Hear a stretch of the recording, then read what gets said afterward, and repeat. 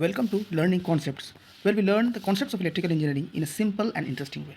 Hi, this is Kanai Kumar, and today we will study about DC motor. Good morning, friends. आज हम लोग DC Motors के बारे में पढ़ेंगे और इतने दिनों तक कोई भी वीडियो अपलोड न करने का कुछ पर्सनल रीजंस था, इसके लिए मैं बहुत सॉरी कहता हूँ आप लोगों को। लेकिन आगे से कोशिश रहेगी कि आपका जो फ्रिक्वेंसी होगा वीडियोज़ का, क्लासेस का, वो कंटिन्यू बना रहे। ओके, और आपके रिस्पॉन्स के लिए थैंक यू। और प्लीज़ इस चैनल को जितना हो सके उतना अपना सपोर्ट प्रोवाइड कीजिए, बिकॉज ये चैनल सिर्फ आप ही लोग के लिए बनाया गया है, आपके लिए, आपके हेल्प के लिए बनाया गया है, ताकि आप जो भी इंपॉर्टेंट कॉन्सेप्ट्स है उसको आसानी से आप समझ सकें। तो चलिए आज का वीडियो स्टार्ट करते हैं। और आज का आपका टॉपिक है डीसी मोटर। जैसा कि हम लोग स्टार्टिंग में पढ़ चुके हैं कि कोई भी जो मशीन होता है, खासकर जो भी डायनामिक या रोटेटिंग मशीन होता है, उसका दो पार्ट होता है। एक जनरेटर होता है जो कि आपका मैकेनिकल एनर्जी को इलेक्ट्रिकल में कन्वर्ट करता है, और इसका दूसरा एक रूप होता है that is vice versa of that generator, जो होता है आपका मोटर, जो क्या करता है इलेक्ट्रिकल एनर्जी को इनपुट में लेके आपका मैकेनिकल आउटपुट देता है। ठीक है, तो एक डीसी मोटर भी एक इसी तरह का एक इलेक्ट्रोमैकेनिकल डिवाइस है जो इलेक्ट्रिकल एनर्जी को आपका मैकेनिकल एनर्जी में कन्वर्ट करता है।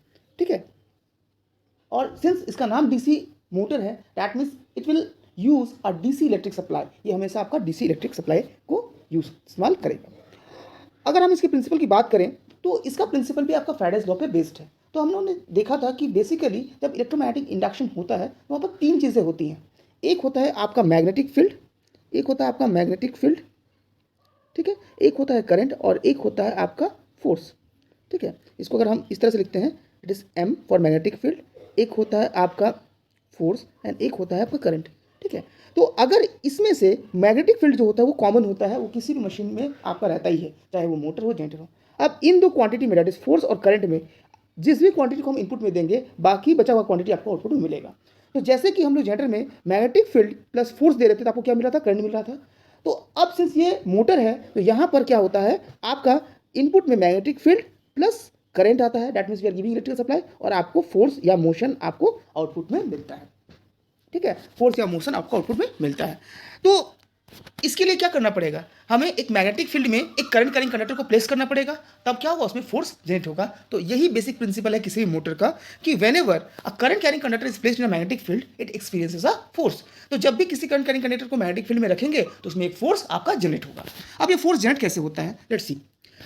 जब भी हम लोग एक मैग्नेटिक फील्ड नहीं, उसका अपना एक मैग्नेटिक फील्ड है, ठीक है, अपना एक फ्लक्स है। किसी भी करंट कैरिंग कंडक्टर में अगर हम करंट फ्लो कराएंगे तो उसमें भी एक मैग्नेटिक फील्ड बनेगा। ठीक है, अब ये दोनों मैग्नेटिक फील्ड क्या होगा, एक ही एयर गैप में आपका होगा। जब दो मैग्नेटिक फील्ड आपस में होगा तो क्या होगा, उसमें एक इंट्रैक्शन होगा। तो either there will be repulsion और देयर विल बी अट्रैक्शन। दो मैग्नेट्स अगर आपस में एक दूसरे के नजदीक में रहें तो वहां पर एक फोर्स ऑटोमेटिकली जनरेट होता है, एक या तो अट्रैक्शन या रिपल्सन, और जिसकी वजह से क्या होता है, कंडक्टर आपका मूव कर सकता है। तो यही प्रिंसिपल यहाँ पर भी यूज होता है कि हमने पहले से एक मैग्नेटिक फील्ड दिया हुआ है जो कि स्टेटर में है, और आर्मेचर में हमने करंट फ्लो कराया, तो आर्मेचर में जैसे ही करंट फ्लो कराते हैं उसमें अपना मैग्नेटिक फील्ड बनता है, और इसके चलते क्या होता है, फोर्स जनरेट होता है, और आपका जो मोटर होता है वो घूमना स्टार्ट करता है। तो this is the basic principle of DC motor, that is whenever a current carrying conductor is placed in a magnetic field it experiences a force. ठीक है, तो और ये जो इसमें जो फोर्स है, ये जो फोर्स आपका बना, तो इसका डायरेक्शन भी आपको बहुत ज़्यादा इंपॉर्टेंट है। तो इसका फोर्स का डायरेक्शन हम पता करते हैं using Fleming's left hand rule. तो फ्लेमिंग्स रूल्स के बारे में हम लोग डिटेल्स वीडियो बना चुके हैं। ठीक है, कैसे निकालते हैं, कहाँ पर हम लोग इस्तेमाल कर सकते हैं, तो आप लोगों ने जरूर देखा होगा। और किन्हीं को अगर इसमें डाउट है तो प्लीज़ आप प्लेलिस्ट में जाके आप चेक कर सकते हैं, वहाँ पर फ्लेमिंग्स रूल पे डिटेल्स वीडियो आपका बना हुआ है। ठीक है, नाउ अब बात करते हैं डीसी मोटर के सबसे इंपॉर्टेंट टॉपिक की, that is back EMF. Back EMF आखिर होता क्या है, व्हाट इज बैक ईएमएफ? तो ईएमएफ तो मतलब ईएमएफ ही है, that means electromotive force, that is a voltage that is induced in any conductor. ठीक है, अब बात करते हैं मोटर में। तो मोटर में आपका, तो हम लोग वोल्टेज इनपुट में दे रहे हैं, तो वहां पर इंड्यूस्ड ईएमएफ की बात आती कहां से, वहां पर तो कोई इंड्यूस्ड ईएमएफ होना नहीं चाहिए। तो इसका एक सिंपल सा कॉन्सेप्ट है, लेट्स सी। मान लेते हैं हमने एक मोटर लिया जिसका ये स्टेटर है, यहाँ पर हम डीसी सप्लाई दे रहे हैं, तो इसमें से एक मैग्नेटिक फील्ड आपका बन रहा है। ठीक है, अब ये रोटर है, इसमें भी हम लोग सप्लाई दिए, तो जैसे ही सप्लाई देंगे तो इसमें भी, तो ये क्या करने लगेगा, रोटेट करने स्टार्ट करेगा। ठीक है, अब इसका रोटेशन का डायरेक्शन क्या होगा, according to the federal law. But जैसे ये रोटेट करना स्टार्ट करेगा, अभी जो आर्मेचर का कंडक्टर है वो क्या करेगा, इस जो गिवन मैग्नेटिक फील्ड है इसको कट करेगा। क्यों कट करेगा, क्योंकि मैग्नेटिक फील्ड आपका स्टेशनरी है, डीसी सप्लाई है तो स्टेशनरी या फिक्स्ड फील्ड है, और आपका आर्मेचर में जो कंडक्टर है वो आर्मेचर के साथ मूव कर रहा है। ठीक है, तो जैसे ही मूव करेगा, अब ये जो मैग्नेटिक फील्ड है स्टेटर का, this will cut the armature conductors, ये आर्मेचर कंडक्टर को कट करेगा या उसको लिंक करेगा। जैसे ही लिंक करेगा तो फिर यहाँ पर Faraday's law of electromagnetic induction का कॉन्सेप्ट आ जाएगा कि जैसे ही किसी भी कंडक्टर में आपका मैग्नेटिक फ्लक्स कट करता है या लिंक करता है तो उसमें एक ईएमएफ इंड्यूस होता है, और इसी कारण की वजह से आपका क्या होता है, आर्मेचर में भी एक एडिशनल ईएमएफ इंड्यूस होता है due to the generating action of the motor. तो भले ही ये मोटर है, लेकिन इसमें भी फिनोमेना वही हो रहा है कि इसमें भी आपका कंडक्टर मूव कर रहा है और फील्ड को कट कर रहा है। तो जब कंडक्टर मूव करेगा और फील्ड कट करेगा तो चाहे कोई भी जगह हो, कोई भी प्लेस हो, अगर किसी भी कंडक्टर में फ्लक्स का लिंकेज चेंज होगा तो वहां पर ईएमएफ इंड्यूस होगा, चाहे वो मोटर हो, जनरेटर हो, ट्रांसफार्मर हो, एनीवेयर। तो यहाँ पर भी सेम आपका फिनोमेना, सेम कॉन्सेप्ट लगेगा, कोई ये तो छूता नहीं है। इसीलिए ये मोटर होने के बावजूद भी इसके आर्मेचर में एक एडिशनल ईएमएफ इंड्यूस होता है, ठीक है। और इसी ईएमएफ को हम लोग कहते हैं बैक ईएमएफ। तो क्या कहते हैं हम लोग, बैक ईएमएफ। अब इसका नाम बैक ईएमएफ क्यों है? इसका नाम बैक ईएमएफ इसलिए है, इसका आंसर हमें मिलता है फ्रॉम द लेंजेस लॉ। हमने कहाँ से मिलता है? लेंजेस लॉ से। तो लेंजेस लॉ क्या है, इसके बारे में भी जो फैराडेज लॉ का वीडियो है उसमें मैंने डिटेल से बताया, फिर भी एक बार बता दूं। लेंजेस लॉ क्या कहता है कि किसी भी सिस्टम में किसी कारण से कोई भी आपका चेंज आता है तो वो सिस्टम उस कारण को अपोज करता है, ठीक है। अभी क्या है कि ये जो आपका जो आर्मेचर है, इसमें हमने सप्लाई दिया है, इस सप्लाई की वजह से क्या रोटेशन हो रहा है, और इस रोटेशन की वजह से क्या हो रहा है, आपका इस कंडक्टर में ईएमएफ इंड्यूस हो रहा है। तो अब क्या चाहेगा कि कंडक्टर इसमें ईएमएफ इंड्यूस ना हो। तो ईएमएफ इंड्यूस नहीं होने के लिए क्या चाहिए कि जो सप्लाई वोल्टेज है वो अगर जीरो हो जाए तो आपका ईएमएफ इंड्यूस नहीं होगा, ठीक है। तो सप्लाई वोल्टेज को जीरो करना तो हमारे हाथ में है। तो ईएमएफ तो सप्लाई को, जो आपका मोटर है वो तो सप्लाई को बंद नहीं करेगा, वो बोलेगा भाई हमको ईएमएफ इंड्यूस नहीं करना है, हम सप्लाई को ऑफ कर देते हैं। That is not the work of the motor, वो मोटर कैसे नहीं कर सकता है। तो इसीलिए क्या होता है, मोटर में जो ईएमएफ इंड्यूस होता है that is in opposite direction to the supply voltage. जो सप्लाई वोल्टेज होता है उसके ऑपोजिट डायरेक्शन में आपका क्या होता है, ईएमएफ इंड्यूस होता है। अगर ईएमएफ क्लॉकवाइज है तो सप्लाई वोल्टेज क्या हो जाएगा, एंटी क्लॉकवाइज हो जाएगा। और इसी वजह से क्या करता है, the back EMF always opposes the supply voltage को अपोज करता है, और इसीलिए इस ईएमएफ को हम लोग क्या कहते हैं, बैक ईएमएफ। इसको क्या कहते हैं हम लोग, बैक ईएमएफ कहते हैं, ठीक है।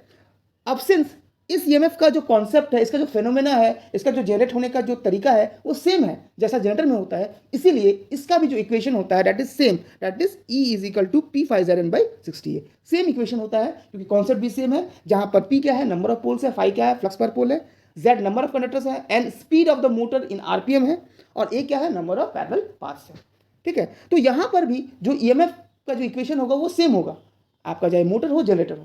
तो बहुत बार क्या होता है एग्जामिनेशंस में आपको कंफ्यूज किया जाता है, कभी कभी दिया जाता है derive the EMF equation of a DC generator, तो आप डीसी जनरेटर का लिख देते हैं। Derive the equation of a DC machine या derive the equation of the DC motor. तो उस समय बहुत बार कंसेप्ट में आता है कि भाई हम लोग तो जनरेटर का इक्वेशन पढ़े हैं डेरिवेशन, मोटर में तो कोई पढ़े नहीं है, तो कहाँ से डिराइव करें। तो यहाँ पर याद रखिएगा कि दोनों में कॉन्सेप्ट सेम है, इसलिए दोनों का डेरिवेशन भी सेम होगा। इसमें कोई कंफ्यूजन की बात नहीं चाहिए, वो जनरेटर का ईएमएफ इक्वेशन पूछे, मोटर का पूछे, या फिर आपका डीसी मशीन का पूछे, तीनों में जो ईएमएफ इक्वेशन होता है उसका डेरिवेशन फॉर्मूला सब कुछ सेम होता है, उसमें जो पैरामीटर्स होते हैं वो भी सेम होते हैं, इसीलिए इसमें कंफ्यूज करने की कोई बात नहीं है, ठीक है। तो ये हो गया बैक ईएमएफ। नाउ अभी हम लोग बैक ईएमएफ को क्या देख रहे हैं कि बैक ईएमएफ क्या कर रहा है, सप्लाई वोल्टेज को अपोज कर रहा है, और सप्लाई वोल्टेज को अगर अपोज करेगा दैट मीन्स आर्मेचर में क्या होगा, करंट कम फ्लो करेगा। अगर मान लीजिए आपका V माइनस ई बी होता है तो नेट वोल्टेज क्या होगा, V minus E B divide by RA करेंगे तो यही आर्मेचर करंट होगा। अब बैक ईएमएफ अगर बनेगा तो जो सप्लाई V बाय RA का जो टर्म होगा ये क्या करेगा, रिड्यूस हो जाएगा, बट आर्मेचर में करंट क्या हो जाएगा, कम हो जाएगा। तो आर्मेचर में अगर करंट कम होगा तो क्या होगा, टॉर्क भी कम प्रोड्यूस होगा, that is force come generate होगा, तो मोटर का तो स्पीड घट जाना चाहिए भाई। दैट मीन्स अगर अभी तक हम देखते हैं तो बैक ईएमएफ क्या है, एक नेगेटिव फिनोमेना है। ये क्या कर रहा है, ये नेगेटिव फिनोमेना है जो आर्मेचर का वोल्टेज को रिड्यूस कर रहा है, एंड वाइस वर्सा वो क्या कर रहा है, आर्मेचर करंट को भी रिड्यूस कर रहा है, ठीक है। आर्मेचर करंट को भी आपका रिड्यूस कर रहा है। तो अभी तक हम लोग क्या देख रहे हैं कि बैक ईएमएफ आपका एक सही चीज़ नहीं है, लेकिन क्या इसको हटाया जा सकता है, क्या बैक ईएमएफ को हम हटा सकते हैं, नहीं हटा सकते हैं, क्योंकि बैक ईएमएफ तभी प्रोड्यूस होता है जब आपका मोटर रोटेट कर रहा है, और रोटेट करने से आपका फील्ड को कट कर रहा है। तो अगर हम लोग फील्ड को जीरो कर देते हैं तो मोटर नहीं घूमेगा, और मोटर का रोटेशन अगर नहीं देंगे तो फिर मोटर मेरा किसी काम का नहीं है। तो अगर मोटर घूमेगा तो बैक ईएमएफ होगा, ये तो एक यूनिवर्सल ट्रूथ है। दैट मीन्स बैक ईएमएफ आप कभी भी हटा नहीं सकते। एक मोटर है, डीसी मोटर है, तो उसमें बैक ईएमएफ होना जरूरी है, और वो होगा ही, हम लोग उसको हटा नहीं सकते। दैट मीन्स जब भी हम लोग मोटर को ऑपरेट करेंगे तो बैक ईएमएफ के साथ ही हमें चलना होगा। तो अब अगर हम ईएमएफ इक्वेशन को थोड़ा सा एनालाइज करते हैं यहाँ पर, तो देखेंगे यहाँ पर बैक ईएमएफ आपका टोटल 5 चीज़ों पर डिपेंड करता है। सबसे पहला है P is the number of poles, phi है फ्लक्स पर पोल, Z है नंबर ऑफ कंडक्टर्स, N है स्पीड, और A है नंबर ऑफ पैरेलल पाथ्स। अब इन सारी चीज़ों में देखें तो P क्या है, नंबर ऑफ पोल्स। किसी भी डीसी मशीन का जो नंबर ऑफ पोल्स होता है वो क्या होता है, हमेशा फिक्स होता है। फाई क्या है, फ्लक्स पर पोल। तो नॉर्मली किसी भी मशीन में जब ऑपरेट करता है नॉर्मल रनिंग कंडीशन में उसका फ्लक्स क्या होता है, कांस्टेंट होता है। अनटिल अनलेस उसके फील्ड में हम कोई वेरिएशन करते हैं। तो नॉर्मली हम लोग फील्ड में कोई वेरिएशन नहीं करते हैं, इसलिए फ्लक्स क्या होता है, that is also taken as a constant term. Z क्या है, नंबर ऑफ कंडक्टर्स, ये भी कंस्ट्रक्शन पे डिपेंड करता है, इसलिए नंबर ऑफ कंडक्टर्स कभी भी आपका चेंज नहीं होगा। और A क्या है, नंबर ऑफ पैरेलल पाथ्स, और ये भी डिपेंड करता है कि किस तरह का वाइंडिंग है। तो वाइंडिंग भी एक बार हो गया तो चेंज नहीं होता है। और 60 पहले से कांस्टेंट है, that mean we can see that EB is equal to K into N। ठीक है, जहां पर K का वैल्यू क्या है, P5Z/60A, ये सारा टर्म कांस्टेंट है। तो अगर इस इक्वेशन को हम देखेंगे तो back EMF is proportional to N, that is back EMF क्या है, स्पीड के प्रोपोर्शनल है। जितना ज़्यादा स्पीड बढ़ेगा उतना ही ज़्यादा आपका बैक EMF भी बढ़ेगा। Same as in case of DC generator. DC generator में भी हम लोग देखे थे कि EMF जो इंड्यूस हो रहा है उसको बढ़ाने का दो तरीका था, आइदर फ्लक्स को बढ़ाइए या फिर स्पीड को बढ़ा दीजिए। तो यहाँ पर सिंस फ्लक्स कांस्टेंट है तो अगर स्पीड मेरा मोटर का बढ़ेगा तो बैक EMF भी बढ़ेगा। तो जितना रेशियो में हम सप्लाई देंगे, जितना रेशियो में आपका स्पीड बढ़ेगा उतना रेशियो में आपका बैक EMF भी बढ़ेगा। ठीक है, नाउ लेट्स सी कि बैक EMF का सिग्निफिकेंस क्या है। अभी तो हम लोग देख रहे हैं कि बैक EMF आपका एक नेगेटिव इफेक्ट है। ठीक है, तो फिर अभी तक ऐसा कोई रिसर्च क्यों नहीं हुआ जिससे हम लोग बैक EMF को हटा सके। हम लोग बैक EMF को मोटर में रहने देते हैं, उसका कुछ कारण है। Let's see the back concept of back EMF। तो अगर हम लोग आर्मेचर करंट का इक्वेशन लिखते हैं, आर्मेचर करंट का इक्वेशन लिखते हैं तो IA is equal to E minus EB by RA। E क्या है आपका, this is the supply voltage. ये क्या है आपका, सप्लाई वोल्टेज है। ठीक है, सप्लाई वोल्टेज है। नाउ लेट अस सपोज कि मोटर अभी जस्ट स्टार्ट हो रहा है। स्टार्ट हो रहा है मतलब जस्ट हम स्टार्ट दे रहे हैं, सप्लाई दे रहे हैं। तो उस समय में जब मोटर स्टार्ट होता है उस समय मोटर का स्पीड कितना होता है आपका, 0 होता है। ठीक है, तो मोटर का स्पीड अगर 0 होगा that means since back EMF is proportional to motor speed, तो बैक EMF भी क्या हो जाएगा आपका, 0 हो जाएगा। EB भी क्या हो जाएगा, 0 हो जाएगा। तो अगर इस इक्वेशन से हम लोग यहाँ पर पुट करते हैं EB का वैल्यू 0, तो IA इज इक्वल टू क्या हो जाएगा, IA will be equal to E by RA, that is supply voltage by armature resistance. अब किसी भी मोटर या जनरेटर में जो आर्मेचर का रेजिस्टेंस होता है वो बहुत ही कम रखा जाता है ताकि उसमें लॉसेस आपका कम हो। ठीक है, तो मोटर में भी हम लोग क्या करते हैं, रेजिस्टेंस कम रखते हैं ताकि उसमें करंट ज़्यादा फ्लो करे, और जितना ज़्यादा करंट होगा उतना ही आपका टॉर्क प्रोड्यूस होगा। तो इस वजह से क्या होता है कि स्टार्टिंग में सिंस आपका बैक EMF 0 है तो सप्लाई वोल्टेज बहुत ज़्यादा हाई है, सप्लाई वोल्टेज नॉर्मल वोल्टेज भी हाई है, ज़्यादा है, और आर्मेचर रेजिस्टेंस कम होने की वजह से स्टार्टिंग में जो स्टार्टिंग करंट होता है मोटर का वो बहुत ज़्यादा हाई हो जाता है। आप सिंपल एग्जांपल देख के समझ सकते हैं कि लेट अस सपोज कि 200 वोल्ट का इनपुट वोल्टेज है और आर्मेचर का रेजिस्टेंस 0.1 ओम्स है। तो इसके हिसाब से अगर कैलकुलेट करेंगे तो करंट कितना आ जाएगा, दैट इज 2000 एम्पियर्स। 2000 एम्पियर बहुत हेवी करंट होता है। क्यों, क्योंकि आप इसको नॉर्मली समझ सकते हैं कि आपके घर में जो मेन स्विच होता है वो 32 एम्पियर का, आपके घर में कितना सारा अप्लायंस चलता है, 32 एम्पियर्स होता है, 16 एम्पियर्स होता है, that is capable to carry all the load of your household. तो आप समझ सकते हैं 2000 एम्पियर कितना हेवी करंट होता है। और इतना हेवी करंट अगर किसी भी आर्मेचर में या किसी भी कंडक्टर में सडनली फ्लो करेगा तो उसको डैमेज कर देगा। ठीक है, दैट मीन्स स्टार्टिंग करंट एक मोटर का बहुत ज़्यादा हाई होता है और इसकी वजह से मोटर का आर्मेचर आपका डैमेज हो सकता है। ठीक है, अब क्या होता है कि अब ये करंट तो ज़्यादा है, अब मान लेते हैं कि करंट को कंट्रोल करने का सबसे सिंपल तरीका क्या है, रेजिस्टेंस बढ़ाना। तो अगर हम आर्मेचर का रेजिस्टेंस बढ़ा देते हैं तो क्या होगा कि मान लेते हैं इस समय में मान लीजिए इसको 100 ओम्स हम लोग कर दें, तो इस समय मान लीजिए ये हो गया आपका 20 एम्पियर्स, ये करंट कंट्रोल हो गया। लेकिन जैसे जैसे आपका स्पीड बढ़ेगा आपका बैक EMF बढ़ेगा, ये बैक EMF आपका इंक्रीज करेगा। ठीक है, तो बैक EMF जैसे इंक्रीज करेगा आपका जो टर्म है ई, आपका जो ये टर्म है E माइनस EB, ये आपका रिड्यूस करेगा और साथ साथ आपका क्या होगा, करंट भी रिड्यूस करेगा। तो इस केस में सिंस करंट कम है और जो एडिशनल रेजिस्टेंस हमने आर्मेचर में ऐड किए वो क्या करेगा, बहुत ज़्यादा पावर लॉस कराएगा। तो आर्मेचर में आपका करंट कम जाएगा और टॉर्क कम प्रोड्यूस होगा। That means giving resistance, inserting resistance is not a solution. ये सोल्यूशन नहीं है, वो एक पर्टिकुलर समय के लिए कारगर है लेकिन बाद में वो नुकसान नहीं करेगा। तो यहाँ पर बैक EMF का सिग्निफिकेंस क्या है, तो बैक EMF क्या करता है कि जैसे जैसे मोटर स्पीड गेन करता है बैक EMF भी बढ़ता है, और बैक EMF बढ़ने से ये ऑटोमेटिकली क्या करता है, आर्मेचर के वोल्टेज को कंट्रोल कर देता है, और वोल्टेज को कंट्रोल कर देता है तो साथ में क्या होता है, आपका आर्मेचर करंट भी कंट्रोल हो जाता है। तो बैक EMF क्या करता है, ये मोटर में जो आर्मेचर में जो हाई करंट होता है उसको ऑटोमेटिकली कंट्रोल कर देता है। तो मोटर अगर जितना स्पीड से रोटेट करेगा उतना ही ज़्यादा बैक EMF होगा, उतना ही क्या होगा, करंट ऑटोमेटिकली कम हो जाएगा।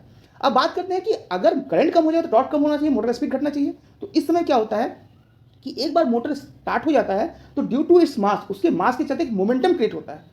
वो मोमेंटम क्या करता है, ये करंट रिड्यूस होने से जो टॉर्क का लॉस होता है उसको आपका ओवरकम कर जाता है, उसको कॉम्पेंसेट कर देता है, और इसीलिए मोटर क्या होता है, अपना नॉर्मल स्पीड से आपका रन करता है। सिंपल एग्जांपल देंगे, जैसे आप साइकिल चलाते हैं तो स्टार्टिंग में आपको पैडल को बहुत जोर से दबाना पड़ता है, लेकिन एक बार आपका साइकिल चलने लगता है तो आपको पैडल बहुत स्लोली या बहुत आराम से भी चलाते हैं तो भी चलता है। क्यों, क्योंकि उसमें मोमेंटम क्रिएट हो जाता है। तो सेम फिनोमेना यहाँ पर भी होता है कि मोटर एक बार स्टार्ट हो गया तो उसमें मोमेंटम क्रिएट होता है, जो मोमेंटम क्या करता है, मोटर का टॉर्क को कंटिन्यू बनाने में मदद करता है। इसीलिए बैक EMF बढ़ने से करंट तो कम हो जाता है, करंट तो कम होता है लेकिन टॉर्क आपका कंटिन्यूस बना रहता है due to the momentum of the motor. तो इसीलिए इस जगह पे क्या होता है, बैक ईएमएफ हमारे लिए बहुत ज़्यादा इंपॉर्टेंट होता है, क्योंकि अगर बैक ईएमएफ नहीं होता तो आर्मेचर में बहुत हेवी करंट फ्लो होता है और ये हेवी करंट क्या करता है, मोटर को डैमेज कर सकता था। ठीक है, अगर ये हेवी करंट बहुत लॉन्ग टर्म में, अगर मान लीजिए मोटर को हम 1 घंटा 2 घंटा चला रहे हैं, रनिंग कंडीशन में बहुत देर तक रह जाएगा, तो वो क्या करेगा, उसको आपको जला देगा। तो ये बैक ईएमएफ क्या करता है, रनिंग कंडीशन में रहता है। रनिंग कंडीशन में रहने से क्या होता है, रनिंग कंडीशन में जो आर्मेचर करंट है उसको कंट्रोल कर देता है, and that's the importance of a back EMF. तो बैक ईएमएफ भले ही एक नेगेटिव फिनोमेना है, लेकिन it is very very useful for us, it is very very useful for the healthy running of the motor. और इसीलिए back EMF को motor में रहने दिया गया, इसको हटाने के लिए कोई भी नया टेक्निक का इस्तेमाल नहीं किया गया। ठीक है, so this is the concept of back EMF. ये बैक ईएमएफ बहुत ज़्यादा इंपॉर्टेंट है। इसमें आपसे बहुत तरह का क्वेश्चंस पूछा जाता है, जैसे what is back EMF and what is its significance. Semester exams में क्वेश्चन पूछे जाते हैं। आपको ऑब्जेक्टिव क्वेश्चन में पूछे जाते हैं कि बैक ईएमएफ आपका किस किस चीज़ पे डिपेंड करता है। एक मोटर में हम लोग बैक ईएमएफ को कंट्रोल कैसे कर सकते हैं, तो बैक ईएमएफ को कंट्रोल करने का सब एक ही तरीका है मोटर में, that is by changing the speed, क्योंकि मोटर में आपका फील्ड कांस्टेंट होता है। जनरेटर में भले ही ईएमएफ को कंट्रोल करने का हम लोग 2 तरीका पढ़े हैं, लेकिन मोटर केस में जो बैक ईएमएफ होता है, जो ईएमएफ होता है, that is only dependent on the speed, क्योंकि यहाँ पर आपका फ्लक्स कांस्टेंट होता है। तो एक छोटा सा डिफरेंस है जो हमेशा याद रखिएगा, कि ऑब्जेक्टिव क्वेश्चन में बहुत बार आपका इसमें कंफ्यूजन क्रिएट किया जाता है कि जनरेटर के केस में हम लोग पढ़े हैं कि भाई 2 तरीका से स्पीड कंट्रोल, 2 तरीका से हम लोग वोल्टेज को, ईएमएफ को कंट्रोल कर सकते हैं, तो मोटर में भी कंसेप्ट होगा, यहाँ पर भी 2 कॉन्सेप्ट हो जाएगा। But in motor since flux is constant, इसीलिए स्पीड पे ही आपका बैक ईएमएफ डिपेंड करता है। ओके, तो आई होप आपको ये टॉपिक भी समझ में आया होगा, और अगर किन्हीं बच्चों को किसी भी तरह का कोई भी डाउट हो तो please do comment in the comment sections. ठीक है, और आप लोग से रिक्वेस्ट है कि आप लोग का जो भी सपोर्ट है वो बहुत ज़्यादा ज़रूरी है इस चैनल को आगे बढ़ाने के लिए। तो प्लीज़ वीडियोस को पूरा देखें, वीडियो को लाइक करें, शेयर करें, सब्सक्राइब करें, और जितना हो सके अपने फ्रेंड्स के बीच इसको जरूर सर्कुलेट करें। Okay, thank you, we will again meet in the next class. Thank you.